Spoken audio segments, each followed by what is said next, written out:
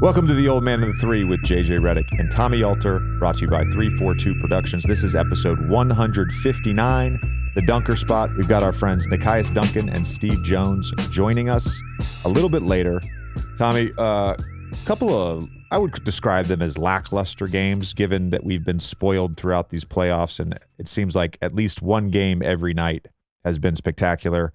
A couple of basically blowouts last night. The Knicks beating the Heat by a decent margin, and then the Warriors really controlling the game in the second half against the Lakers. And both teams force a Game 6. I will be in Miami tomorrow to call Game 6 Knicks-Heat. We're going to touch on the Lakers-Warriors in a second with Nekias and Steve, but I do want to talk a little bit about Knicks-Heat. Any takeaways you had last night? Well, I was going to say it was boring for most of the game, but when Jimmy blocked that shot with like 2.5 minutes left, there was a period where it started to get a little bit interesting.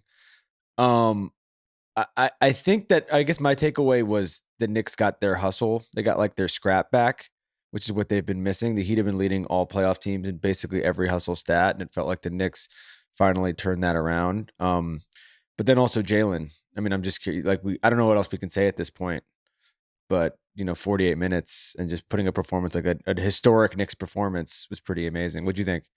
Well, obviously Jaylen, Julius, and RJ all had big nights, but they didn't just have big nights scoring. As part of that scoring, they all made multiple threes, and we have lamented the Knicks' lack of shooting, particularly in this series and in the playoffs. They were last in the entire playoffs amongst all 16 teams in three-point percentage. Going into this game, Jaylen hit 4 threes, Julius hit 4 threes, RJ hit 3. They all go for 24 or more. Jaylen with 38, 9, and 7. So I think the three-point shooting was a lot. The other big thing, Quentin Grimes in the starting lineup played all 48, just like Jalen Brunson, and he guarded Jimmy Butler. Josh's minutes went down to 9 last night, but Quentin Grimes on Jimmy Butler was huge. There's an interesting stat here that I thought was interesting. Butler had 69 passes in Game 5, his most in a game this postseason. So he had the ball a lot, but they got the ball out of his hands. Only 40% of his touches led directly to an action. So him shooting it, another player shooting it, that was the lowest rate in a game this postseason for him. So I think some of it was the defensive adjustment, putting Grimes on him, having him play the full 48. You have to question, how much here is left in the tank for the Knicks, and can they replicate some of that three-point shooting from their big three? Yeah, I was going to ask about Jimmy. So the Grimes play in the fourth where he hurt his leg and came back and stripped Jimmy was just an iconic, playoff defensive play. Jimmy was 5 of 12, 9 of 11 from the foul line. Do you expect in Game 6 them to just almost operate like they did a little bit in the Milwaukee series, where they just start to get him more shots early? Because 12 doesn't seem like enough. It's not enough. It was almost like a regular season Jimmy game. You know what I mean? Yeah. I mean, I personally like when Jimmy takes on the role of scorer early and is very aggressive in hunting his own shot. Because I think to a degree, that sets up everything else. And when he's not being aggressive scoring, some of those, driving kicks or whatever, ISOs, the defense is not overreacting to him. And I brought up the Grimes thing. There's another one. So in this series, Butler has attempted a field goal on only 15% of the possessions when Grimes is the final defender. 29% of the time he shoots the ball when he's guarded by anyone else. So there's a little bit of shot prevention there. And of course, Jimmy's going to hear all this noise and Grimes will start on him again in Game 6. So I expect him to be aggressive. I do want to touch on something, and we're going to get a little bit deeper into this with Nekias and Steve, but let's assume for a second, the Miami Heat win. And they end up winning the series. They're still the heavy favorites on DraftKings Sportsbook, minus 400, Knicks at plus 310. Both these teams have the second worst and the worst odds to win the NBA championship. But I wanted to talk specifically about the Eastern Conference odds. Miami at plus 370 as of right now, they started at plus 6,600 before the Milwaukee series to win the East. I guess the question is, given what we've seen through the first two rounds, and let's acknowledge Giannis missed 2.5 games and all that, but given what we've seen through the first 2.5 rounds, whether it is the Celtics or the Sixers, because we are recording this before Game 6 of that series, whether it is, where do you sort of gauge their chances of winning the Eastern Conference? It's funny we're talking about this, and I'm excited to get into it with the guys later, because I want to say this with like the utmost respect for Philly, because we're going to get into how good they've been and how good those two in particular have been. But Miami plays Philly really well. Jimmy's 6-3 against Philly since he left. Bam is 14-5 all time against Joel. Obviously, the playoffs last year. I think it depends on whether the Celtics can come back or not. I mean, I still think Philly would be favored over the Heat, but I think I think it's very dependent on that matchup. As many issues as Boston has had, I think I would take Boston sort of handily over them. I guess my other question, though, which none of us really know the answer to, is also Hero's health, because he got hurt April 21st. That's like a 6-week minimum injury. So it's not inconceivable that he could be back by like Game 3 or something like that. And that is a big difference maker for a team that, the other thing I wanted to bring up to get your perspective on is they shot 45% from three in the Bucks series. They were terrible all year. They're down to 31% from three now. And last night, besides Duncan and Strus, they're 17.4%. So they just need a spark shooting wise, or they're not going to beat anybody. Well, and I think whether it is, I know they play Philly well. Philly led the league in 3-point shooting percentage this year. They create, I think, even against the Heat, enough matchup problems with Joel Embiid that there's going to have to be help defense, whether that's a dig or whether that's a full-on double at times. So Philly's going to get open looks. That's the way their roster is constructed. Boston, of course, in the top 2 all season in 3-point attempts, 3-point makes. They struggled, obviously, especially early in Game 5. But do the Heat shooting the basketball? Do they have enough firepower for either of these teams? And Spo, the tactician, trying to sort of eat into the math equation will be fascinating. If ultimately it's the Heat that advance, and if it is the Knicks that advance and come back from 3-1, I think you're running into sort of the same logistical issue when you talk about just 3-point shooting itself. Take away all the hustle points where the Knicks were fantastic in the first round. This is the problem, I think, with both these teams going into the conference finals, is do they run into a math problem? I don't want to equate it to something simple, and once the conference finals are set, we'll get more into it. It's NBA playoffs time. This week, everyone can score a no-sweat same-game parlay every day during the NBA playoffs. Download the DraftKings Sportsbook app using code JJ, opt in, and place a same-game parlay on any NBA game. If it doesn't hit, you'll get a bonus bet back up to $10. Only at DraftKings Sportsbook with code JJ. Gambling problem? Call 1-800-GAMBLER. In Massachusetts, call 800-327-5050 or visit gamblinghelplinema.org. In New York, call 877-8-HOPE-NY or text HOPE-NY 467-369. In Kansas, call 1-800-522-4700 on behalf of Boot Hill Casino and Resort, Kansas. 21 and over in most eligible states, but age varies by jurisdiction. Eligibility restrictions apply. See DraftKings.com/sportsbook for details and state-specific responsible gaming resources. All right, let's get to our conversation with Nekias Duncan and Steve Jones from the Dunker Spot. All right, let's welcome in the guys from the Dunker Spot, Nekias Duncan and Steve Jones. Thank you guys for hopping on with us today to discuss some NBA playoffs. Before we get to some granular stuff with some of the series, Steve, I wanted to start with you. A big point of contention and a discussion topic on NBA Twitter throughout these playoffs, and maybe this is recency bias, but it feels like the noise is bigger than normal, has been the refereeing. So which team do you think is getting cheated the most by the refs? Well, it's me. It's me when we ask these questions during the playoffs with as much great basketball as we're seeing. I get cheated the most. Can we not do that? So I want to point Lakers Warriors out, for instance, because everybody's talking about, there was one graphic after a game we were talking about drives per drives in the game, and it's like equal drives, but the foul disparity is whatever. The Warriors have historically been a team that fouls a lot. Every time I've had a Steve Kerr at a Warriors game this year, I asked Steve Kerr before the game, what do you guys, they're not a top 5 defense like they've been. What are you guys hoping to improve on the defensive end? And it always starts with, well, we can't turn the ball over because that hurts our transition defense.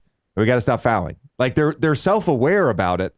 And I don't know, maybe I contributed this with my my Kings Warriors take, where I felt like the physicality of that series benefited. Not that the refs were favoring the Kings, but it benefited. But I wanted to get your thoughts, both of you actually, on this, because I think it's important. No fan, no viewer wants to feel like their team is being screwed.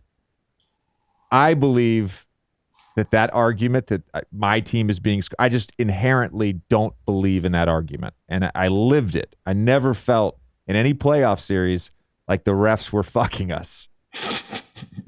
You guys watch every game multiple times. You're rewinding. You're watching clips. What do you see? I think for me, it's more so if we're just limiting it to Lakers Warriors, like it very much just feels like the profiles of the team or the shot profiles of the team. Because like you think about the shots that the Warriors do get at the rim, it's mostly generated by, there's a defensive miscue up here because of our screening action. It's a layup. It's relatively open. Like I don't feel like even some of the drives that they get, it's by benefit of what they've done earlier in the possession, and more or less than the Lakers like posting up, or we are isolating a matchup and then driving right at them. And then that's where the physicality, the handsiness of the Warriors might come into play and stuff like that. So I don't really feel like it's a cheating situation. There are calls every game where like, I don't like that one, the rest could let them play. Or, hey, that's a lot of contact. Why didn't they call that? Like I felt that in some sense in every series. But overall, like, no, I don't think there's some big like Laker conspiracy or anything like that. Not in this case anyway.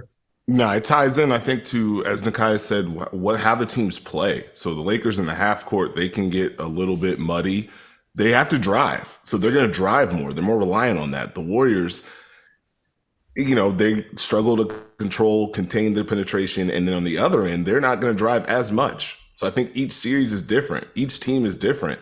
Each team is relying on different things. If I'm opening up things in pick and roll, I don't necessarily have as many drives. I'm not drawing as many fouls because I'm opening this up. So for me, it's just like, it feels like the best playoffs as far as, hey, this guy's getting all the calls. We haven't seen that. Do you think the GP2 insertion of the starting lineup, is this going to help or hurt this problem for them? In theory, it should help because of his activity. Defensively, he can guard multiple positions. I think the issue, again, is the Lakers are comfortable finding other guys and being able to attack off that. I thought the last game, the Warriors probably did their best job as far as being active defensively. I thought Dante DiVincenzo was pretty good. They were really trying to work to contain penetration. And when they were able to keep the Lakers in that box, things kind of opened up. I want to make one acknowledgement of going back to the fouling thing. You guys kind of said this, which is basically you said all drives are not created equal. And I think it's important to note that for a high volume superstar, Steph historically, not just in these playoffs, Steph historically doesn't shoot a lot of free throws relative to other superstars. Klay Thompson, who has averaged 20 points a game in his career, has had multiple seasons averaging 22. What's his career high for free throws? Off the top of my head, I would guess it's 3.2 free throws a game. Like he's never been seriously, his foul rate is probably similar to my foul rate, right? You're somewhere in the 3s shooting free throws. And he's never been a high vol. And those are your two primary scorers. Draymond, and we talk about this all the time, like with Embiid. Giannis is another example of this because I play with Embiid, so I would notice this. Those guys put you in the bonus because they're drawing so many non-shooting fouls throughout their 8 to 12 minute, burst. Who on the Warriors outside of Steph off the ball is really a guy that draws non-shooting fouls? Right? Let's just acknowledge all of that. I just want to acknowledge all of that. Okay. Here is my question. Are you seeing any reason why Steve Kerr should not just run pick and roll against Anthony Davis's man every single time down the floor. Steve, you want to take this one first? Oh, Nekias, I thought you had it. I have thoughts, but I won't. For me, I have a tough time because that is the dynamic of this series. For the Warriors, we have to get to Anthony Davis. We have to put 2 on the ball and play out of it. We have to get him these scenarios where he's dropped back and now he has to get back to the level. We have to play out of that. I don't love them doing it every single time because I think the Warriors are so much better when they have all of their blend offensively, when they have ball movement, when they have the cutting actions coming off pin downs, coming off screens. Now we get to drive and kick. When they have all of that plus the pick and roll, it gets really tough.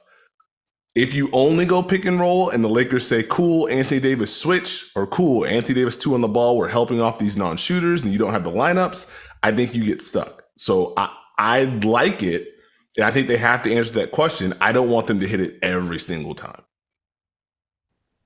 I think I mostly land where Steve is. I think the blend for Golden State is important. I will say to the question, the numbers would support, hey, let's just go after Anthony Davis. Not that Anthony Davis is doing a bad job. But I think, right. It's the function of how you have to guard a Steph Curry pick and roll. It's not that Anthony Davis, right? Because Lakers, I think, were the team. Sorry to interrupt. I just want to point this out. Lakers were the team. I think they played the second most drop on pick and roll coverage in the NBA this season, right? Mm-hmm. So Anthony Davis normally in a fairly deep drop. They have bigger guys now. So in theory, you should be able to play a deep drop with Anthony Davis.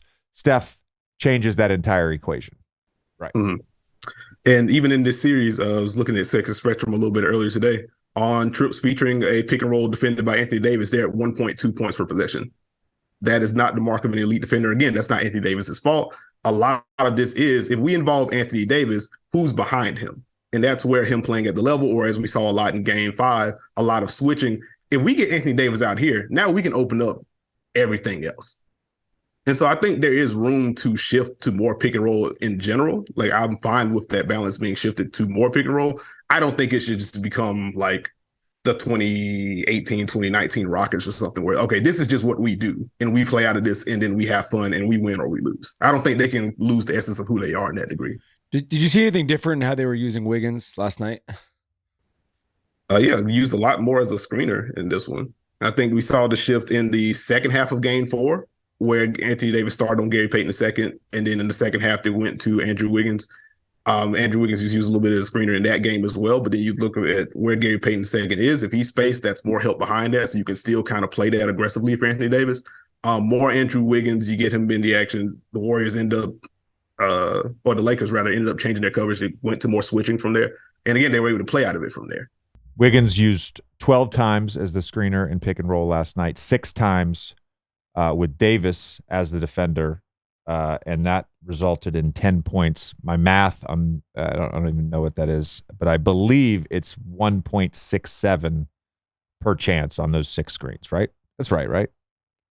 Sounds right. It sounds right. Sounds successful to me. So, you said it confidently enough. Yeah. I just want to say this. This is why I find the playoffs so remarkable. Because game to game, series to series, the strategies, the storylines can just shift so much. And you go back to like the Sacramento series and you're like, Klay Thompson, which we'll get to Klay in a sec. Klay Thompson having a great playoffs. And then this series, Klay Thompson really struggling. Go to game 1 where they're playing their normal sort of delay action, splits and dribble handoffs, 2 non-shooting bigs on the floor with Green and Looney. And it's like, oh shit, that's not going to work. And eventually they've built up to this point where all of a sudden they're running more Steph Curry pick and rolls than they have in a long time. That's something that I always find interesting. LeBron is another thing I wanted to talk to you about before we get to Klay and a couple other guys, because we've kind of seen this all playoffs where he's been off the ball more on the offensive end. He's done this for years, but I think now, especially with him being a little hobbled, he's sort of picking and choosing his engagement at times on the defensive end. Can the Lakers win the Western Conference, get to the finals with this version of LeBron? And if they can, what are the things the Lakers have to do well, or the players that have to play well for them to be able to do that? Can they? I think, one, this is going to be kind of dependent on who wins that other series. I think you'll have some easier or more difficult matchups for LeBron, depending on who wins that one. I think overall they will eventually need a little bit more juice for him as a driver. And something that Steve and I have kind of talked through this postseason is the different ways that he's been trying to generate rim pressure. Like some of that's just been the post up. Some of that's been when he's spaced one pass away from a pick and roll, defensive sag off of him. He's running into the catch or just cutting into open space if his guy helps off. So that's a way for him to generate rim pressure. But at a certain point, and we saw spurts of this in Game 5 and a little bit in Game 4 as well, where he has to be able to just put his head down and really force the issue and get to the rim, force attention, and be able to play out of that or even finish through contact. And I think they're going to need that version in the Western Conference Finals if the Lakers get there. I can't tell if it's him being hobbled or him being self-aware and understanding, okay, I only have so many of these drives and I need to use them at certain moments. Interesting. But it's kind of an odd balance because I think it helps the Lakers in a way because, hey, we don't have to run these LeBron sets. It doesn't have to be a LeBron post-up. You're able to use him as a screener now to try and put pressure on teams, give him a post-up every now and then. He's trying to rely on that shot. I think they can get there. And I think it's because of how they retooled the roster, because there are more ways for them to get to, hey, LeBron, you play free safety. You roam on the weak side. You help. You clean everything up. These guys are going to be active. So he can hit those rotations, communicate there. Offensively, he can pick his spots. If the shot's falling, I think it changes. I don't think he's had one of those huge, I'm making all these shots type games, which I think has been what he's been trying to get to with LA, with the pull-ups, with the threes, with the step backs, where if I can hit this, and I still have some of these in my back pocket, it's very tough. But that's why they need Anthony Davis. But they also need those Laker guards to perform. They need Russell, they need Schroeder, they need Austin Reeves. Those guys have to contribute by making plays, by attacking in transition, by trying to fill some of those gaps that usually it's like, hey, LeBron, go do it. So I think the formula is there for them, especially with the way their defense is locked in, but it's just, I think he's waiting for the right moment. Like, what was it, Game 4? When LeBron tried his darndest on a switch against Steph Curry to put his head down and get to the rim, and it was like, hey, man, I'm not used to you trying to go that hard on that switch. Yeah. That's there's been a couple times where he's, on that left side, really, or even in the left slot, tried to turn the corner, and he just hasn't gotten there. And I wonder if that's a function of the injury. Again, he's in year 20. He's 38 years old. He's got a lot of miles in his body. I like what you said about whether it's picking and choosing your spots or just knowing, being self-aware about how many bursts you have left in the tank. Because I think it was Game 2. It was early in the series, either Game 1 or Game 2. Remember, within a few minutes of each other, he had a breakaway where he got fouled on. They kind of just wrapped him up. But it looked like vintage LeBron in the open court as he's sort of just attacking the basket. And then later on, he was kind of jogging, doing the LeBron jog back. And Steph got behind him, caught a bounce pass, and went up for a layup. And the burst, he didn't catch the block off the backboard. He didn't get to it. But the burst from the 3-point line and then the elevation to get the rim, you're like, oh, it's still there. It's still there. From my perspective, as I got older, it was like, it's not there all the time. It's still there. You just gotta find it. You just gotta find it. Tommy, our head of production, Jayson, was just telling me about wanting to take his wife to see Ed Sheeran in Dallas, but he was having trouble finding the right tickets.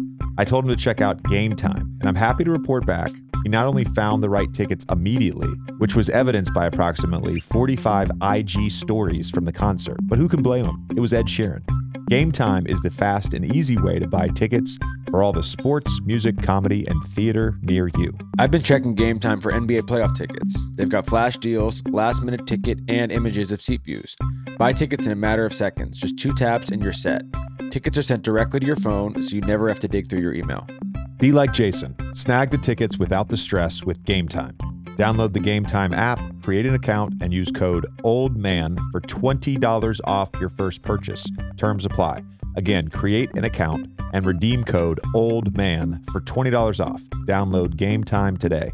Last minute tickets, lowest price guaranteed. My Laker question for you guys before we get to Klay, speaking of the guard, Steve, is D'Angelo. They're 6-0 when he scores 17 or more. And there's been a couple, obviously, in the Memphis series, he did it, where it's like he can just take over a first half and kind of put the game out of reach. What do you think they have to do in Game 6 in particular to kind of unlock that? Because it does feel like a little bit of a mini X factor for them when he's playing well. I would say, especially based on who's guarding him, like empty a corner and let him go. Maybe set some higher screens to give him a little bit more of a runway. Because I do think it's different, one, when D'Angelo Russell's hitting the pull-up, but two, when he's able to mix in the pull-up and actually get into the rim. And that's something that kind of popped for me early in the Memphis series, where it's like, oh, wait, not only is he cooking, he's getting to the rim on some of these. This is different. That's always kind of been the D'Lo thing. He's always been more of a like a two-level scorer, rather. We can cook with mid-range pull-ups, he can get going from three, and then it opens up the playmaking from there if they overplay him. So if the Lakers can find ways to get him paint touches, if they can set those screens higher up, if you're able to run some action beforehand, give him a head of steam, he can get all the way downhill and find some of those looks. Now he can get to some shorter mid-range jumpers and get his rhythm going that way. That's probably how I would try to go about it. On Klay, I tried to explain just a general theory I have. He probably has been hurt more than anyone by the Warriors' decision to go to primarily pick and roll offense when Steph's on the floor in particular. And the reason is, when they're getting to their split action, when they're getting their cutting game, where Draymond's sort of acting as that hub at the top of the key, the one thing Klay gets a lot is layups. He's such a good cutter. And if you're getting one or two layups a half, it alleviates some of that stress from the quick catch and shoots. When you're not in the flow and your normal flow as a shooter, I know I lived it. If you're every 5 possessions, you get a pin down, you got to fly off, and there's, somebody in the gap. It's like, I got a jack. Like, it's inherent nature. And so I don't want to oversimplify it to just that, but are there ways that you're seeing, or is that theory accurate? Like, is this the reason that he's been sort of limited? Because it's not just that he's missing, it's that the volume outside of the one game really has not been there. I think even to bounce off of that point, I think about just the personnel that the Lakers have and the way they've been defending him. And you think about how teams try to defend the Warriors. Like, naturally, if Steph Curry's in the lineup, there's a certain amount of personnel scheme stuff that you have to allocate to stop Steph. And then the second guy is generally the guy that's defending Klay. And with him being off the ball, that's either going to be a smaller guy that's chasing and slithering through screens, and Klay has some kind of height or size or strength advantage, or it's a bigger guy if teams are trying to switch against that, and Klay can just get advantages with his speed. I don't think he really has either of those advantages on top of the Warriors now going to, we're going to try to get our motion going, let's just go to pick and roll. So I think it's a combination of both of those things. And I was looking at, trying to get his series stats together as I was doing prep for this. I'm like, he's shooting really, really well from three. He's 9 of 29 on twos in this series. And I went through second spectrum, like, okay, is he getting what are the matchups for him to get like those post-ups that you'll see the Warriors sprinkling for him? They haven't really been there. How many drives have we seen from Klay? Like, it hasn't really felt like anything's been comfortable for him. And I was going through the log there, and I think it's 3 isolations and 1 post-up in this series for Klay. And all of them came in Game 5. They haven't been able to get him the easy stuff, to your point. Yes. And I think again, this is just mentality of a shooter, scorer, whatever. You get a couple easy ones. The 3-dribble, 1-legged fall away from 16 feet that he shoots a lot, right? Those get a little bit easier, right? You're not as tight. Like, how many of those shots this series have we seen just short? They're just short, right? The off the bounce pull up twos, which he makes. There's just like something missing, and I think some of it is he's not getting those easy 1 or 2 layups. This is why I think the transition game for the Warriors, which is to me has been an emphasis, particularly in Game 5, is just like, we got to get Klay going in transition. That might be the solution. When he was struggling earlier in the year, and he had a fantastic season, but when he came out, not his normal efficiency, like to me, the change was like an emphasis on, hey, where is Klay in transition? Let's get him a couple run out layups. When we're pushing, let's just emphasize, like, get him the ball, have him shoot the quick catch and shoots with full momentum. And I know I called a lot of games early in the season for them. When they got him going early in a game doing that, typically had a high scoring night, 50% from the field. Let me preface this. Oh boy. No. We're recording this on Thursday. So obviously 2 game 6s tonight. Celtics, 76ers, Denver, and Phoenix. We're actually not going to touch any of the Denver-Phoenix stuff because it just doesn't feel right without knowing what's going to happen in game 6. There's been a bunch of changes to lineups. There's been a bunch of changes to rotations. I think overall that series to me feels very simple. I'm just going to simplify it. It's, can Kevin Durant and Devin Booker make tough shots at a high volume and a high efficiency? When they are doubled, can their bench guys knock down threes? And on the other end, can they stop Jokic and Murray in the 2-man? Like, we can talk on the edges about, do they double Jokic in the post if he posts up?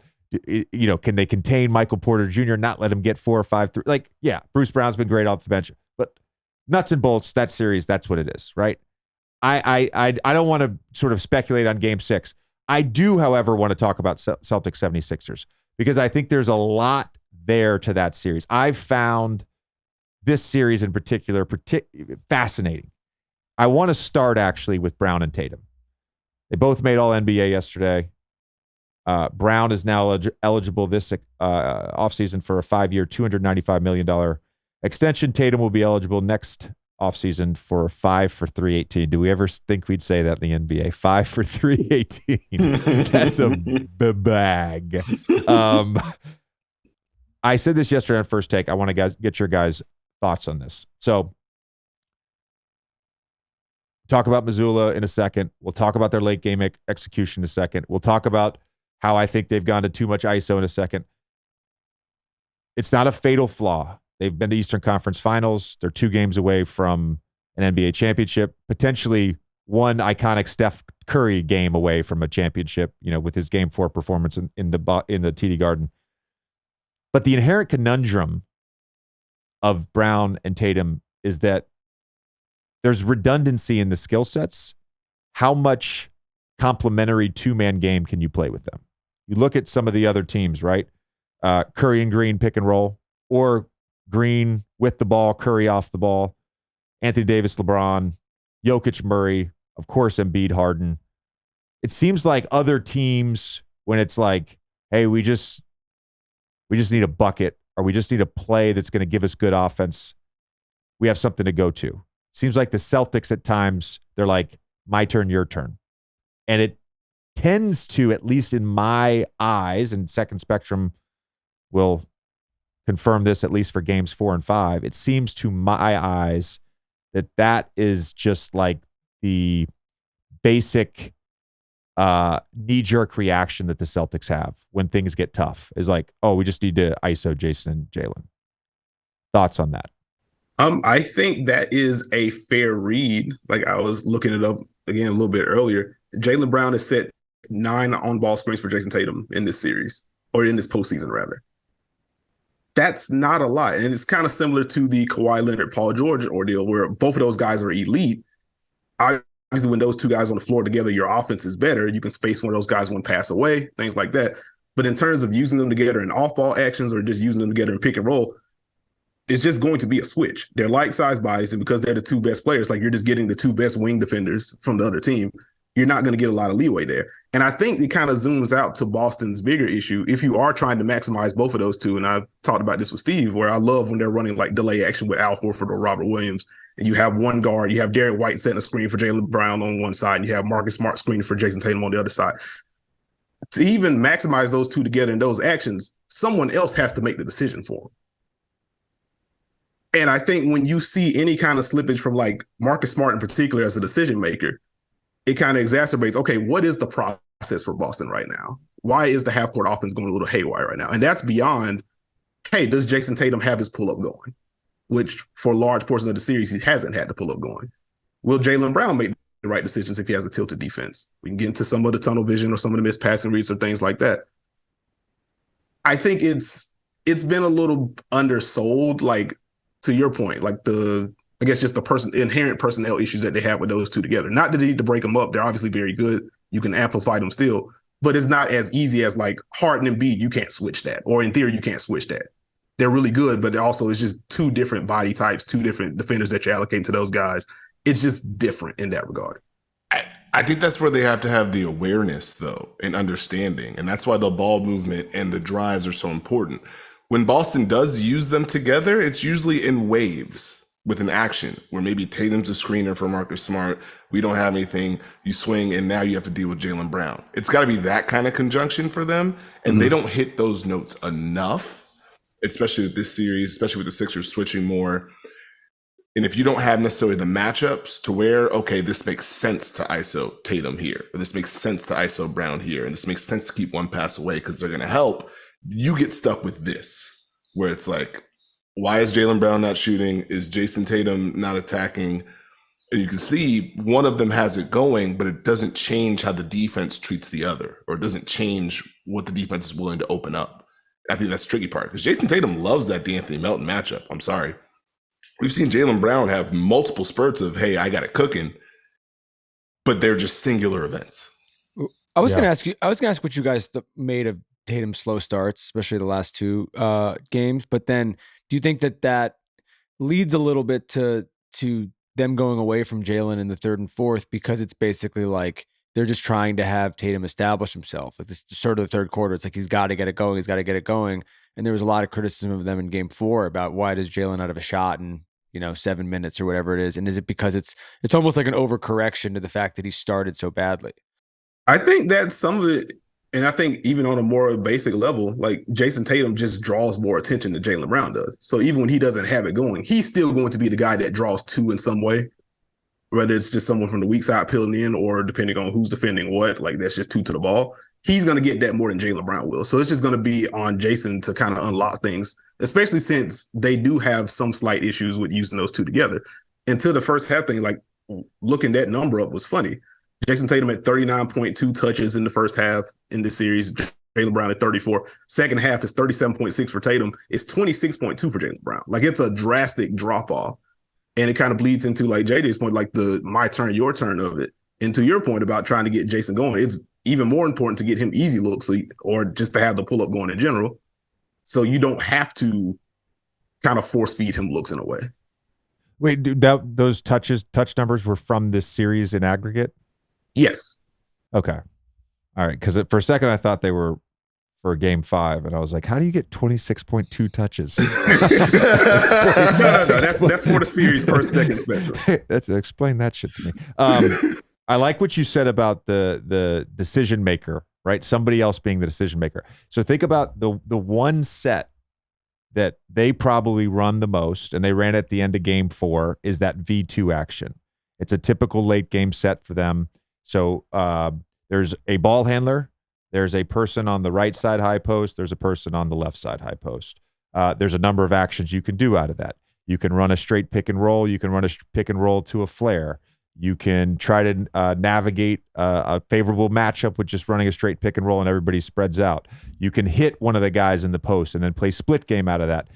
You can slip playing that split game. Like they get to it a lot of ways, but I think what's interesting about that, similar to delay, right, is that there's 3 people involved and one of them is sometimes not the decision maker. Sometimes it's Derek White up there. Sometimes it's Al Horford or Marcus Smart up there.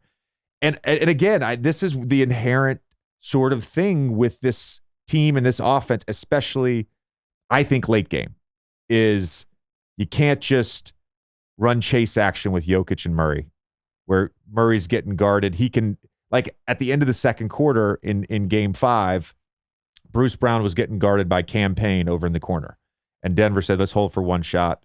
Murray had the ball over near half court on the left side, and Jokic is screaming at Bruce Brown, go put Campaign in the pick and roll. Bruce Brown comes up, Campaign switches on to Murray. Okay, now we've got Murray getting guarded by Campaign and Jokic getting guarded by Jock Landale in the pick and roll. You can't. What are you going to do? That with Tatum and Brown, your point is it's so accurate. Those guys are going to be guarded by the other team's two best wings. It's going to be a switch. It's going to be a switch. One point I wanted to make on the sort of after effect of that, which is just, hey, we got a favorable matchup. Let's drive, start getting into our drive and kick game, create threes, or get to the rim. Particularly in Game 5, I thought Maxey and Harden on the ball in their switches. I think Tobias has been solid throughout this series, but those two guys in particular in Game 5 were pretty good on the ball, given who they are as defensive players. No, I thought the Sixers' activity was great defensively. I don't feel like it's got enough credit. The personnel is the personnel, but they are working to switch and to keep Boston in front and try and get them into this, hey, the movement's not there, now what are you going to do type beat. And they just need to win enough of those possessions. So if you go back in this series to Game 3, Boston was slicing them up with everything. We got our movement, we got drive and kick, we got cuts, we got transition, you guys can't guard us. Philadelphia being able to work to take that off the table and Boston not being able to punish those guys with drives and closeouts, it's bringing Boston to like the mud. 39 ISOs in Game 5, the most in any game this season. 38 ISOs in Game 4, second most in any game this season. And by the way, Joel has been on the floor for those two games. You talk about being in the mud. Like wherever he is on the court, it kind of doesn't matter because in some ways he's going to find a way to contest at the rim, right? And Game 5 in particular, 4 for 15 on contests and 8 of 26 overall as the primary defender. Dominant as always. Going back to that two-man conversation with Embiid and Harden, because I got asked this week, not on air, but I got asked this week. Curious to hear your thoughts because it actually made me think, how would you guard the Embiid-Harden pick and roll? Because I think Boston has mixed it up throughout this series. Game 5 was really the first time where Embiid was shooting at a high volume off of Harden's pick and rolls. In particular, he found himself a lot at the nail at the foul line area, which is sort of their bread and butter go-to. So how would you sort of, given the Boston Celtics personnel, potentially next series, Miami Heat personnel, New York Knicks personnel, how do we guard this two-man action between them? I'll go quick because I know Steve will have a better idea than I do. But I would say, like, I've generally liked what Boston's done so far. Like, it's forcing James Harden down the sideline. It's forcing him to help their two players on that right side, funneling him to that right hand. They're trying to peel the help in early behind that. I think the only other tweak I would make, like, we've seen Malcolm Brogdon mix in some unders, and we saw Jayson Tatum mix in some unders when he's been involved. Like, I think you can afford to do that with how high Philadelphia is starting to set these screens now. It's closer to half court now. Give yourself some unders and get reattached so you can try to, again, one, stay attached to Harden, but two, take away that pocket pass they're trying to get to with Joel Embiid. And then beyond that, and it's also just odd because of how well Boston has communicated defensively for years now across multiple coaches at this point. Where have the peel switches been for Boston in this one? I haven't seen many of them. So a peel switch is essentially the guard chases over a screen, and as the ball handler gets within range of the big, we call it a veer back, but I love that you call it a peel switch. The guard then retreats backwards. Obviously, he's now turned his back on the ball and retreats back to the big, wherever he is, short roll area or popping. And again, Embiid's three there, I think it was in the second quarter, where it's just like there was no veer back. He caught the ball with 20 feet of space, had all the time in the world, and switched to three.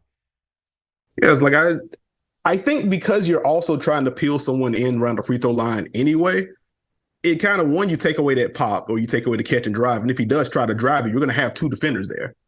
And Boston's really good at doubling and then rotating behind it. And there's always a help point on the floor for Philadelphia, whether that's PJ Tucker, like Jalen McDaniels is out of the rotation at this point, but like they felt comfortable helping off with D'Anthony Melton. Like they can still find pockets to help off and pass guys off if necessary. So I guess that would be the only other tweak I think Boston can make, and just kind of lean into that and force Joel Embiid to make decisions against two. And you have smaller guys underneath his base, quick hands. Like we've seen Marcus Smart just take the Joel Embiid assignment. So it's not like they're scared to have a guard on Embiid if he's 20 feet from the basket.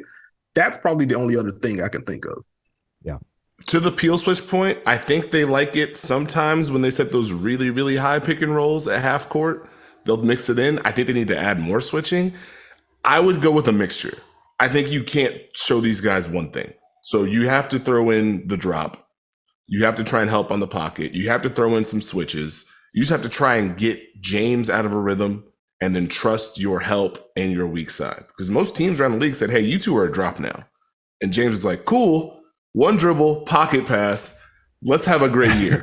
Let me lead the league in assists. let me just keep carving this up. So I think Boston just has to find that right mixture. But I think it's tough because they don't want to give Embiid those elbow touches. So while they like having a guard or wing on them, they don't like Embiid rolling right into it and then James hitting him. And now it's like, wait, we're not set for this right now.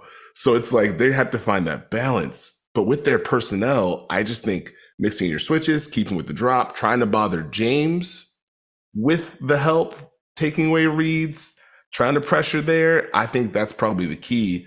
You have to try and make him not as decisive because when he's aggressive and decisive in the series. Yeah.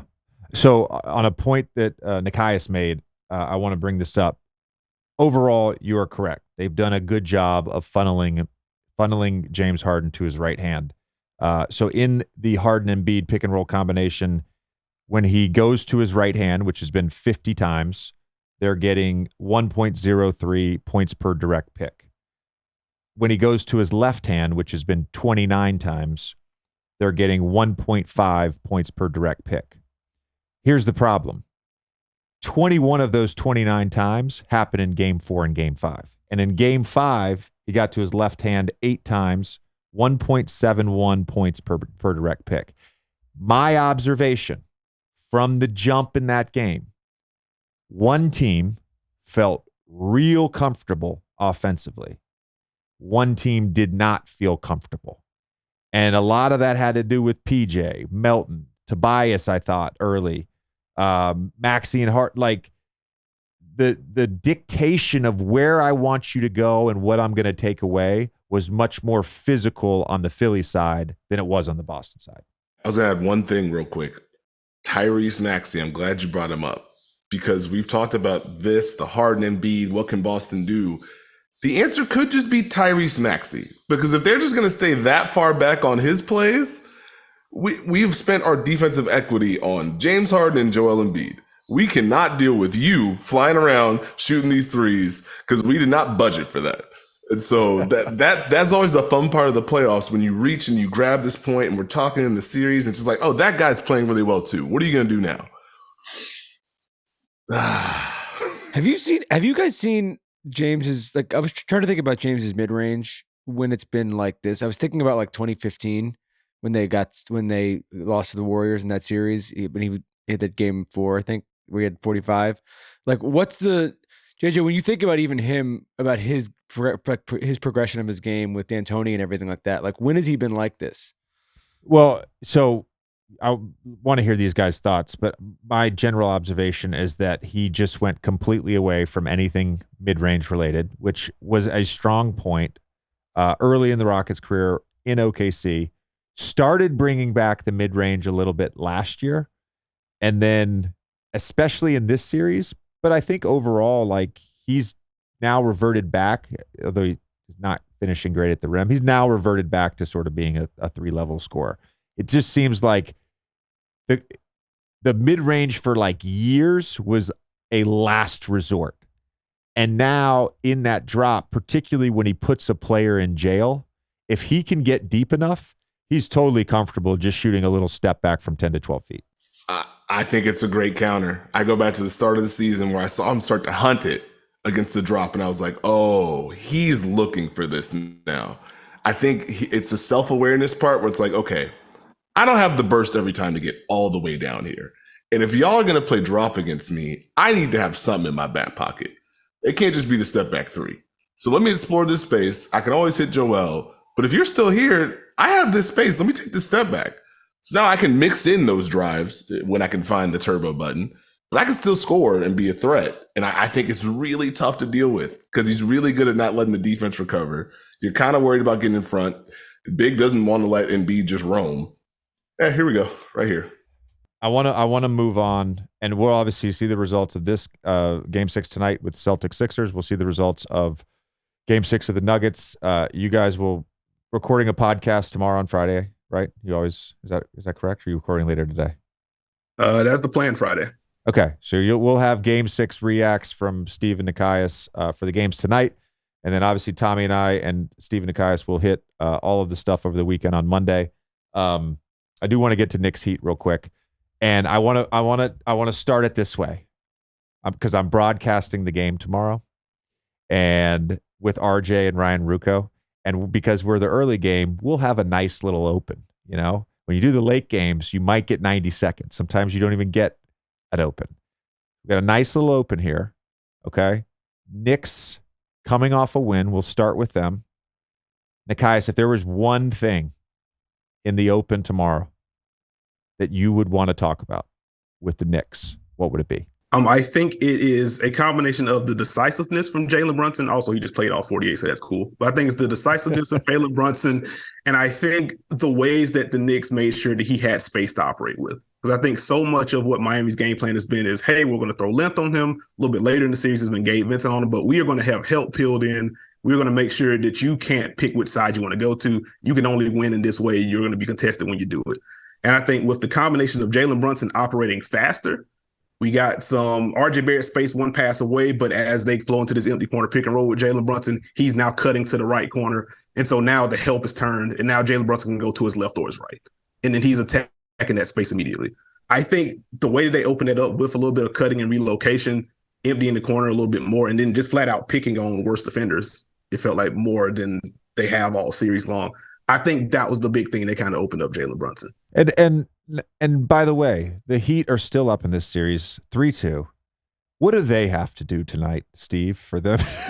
No. How would you open with the Heat? How would you sort of summarize what has worked for them in this series and where they can improve off of their Game 5 performance?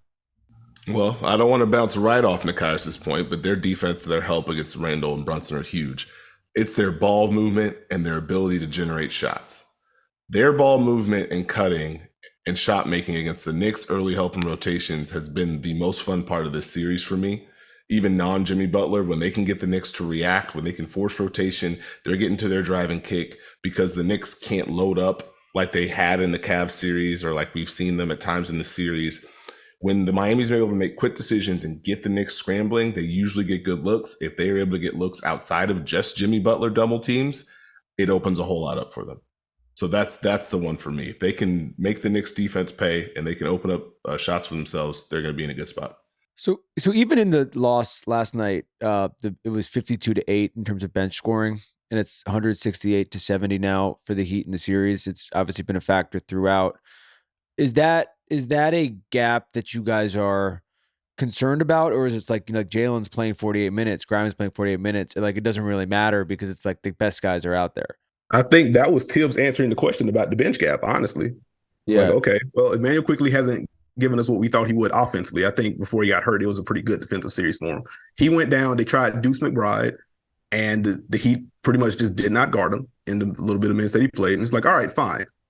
Our backup point guard is also Jalen Brunson. We're not dealing with this. We appreciate what Josh Hart does, and boy, a lot of fouls last night, but we appreciate what Josh Hart does. The Heat are not guarding him. Quentin Grimes, they're still going to help off of you. They aren't going to help off you to that degree. We need you. We need your spacing. We need your defense. So I think that's kind of been how Tibbs has approached it. And I do think the Knicks are going to need big contributions from their bench in some kind of way, even if it isn't on the scoreboard. Will the defense be there? Can you get Obi Toppin free in transition? What kind of defense do we get from Quentin Grimes?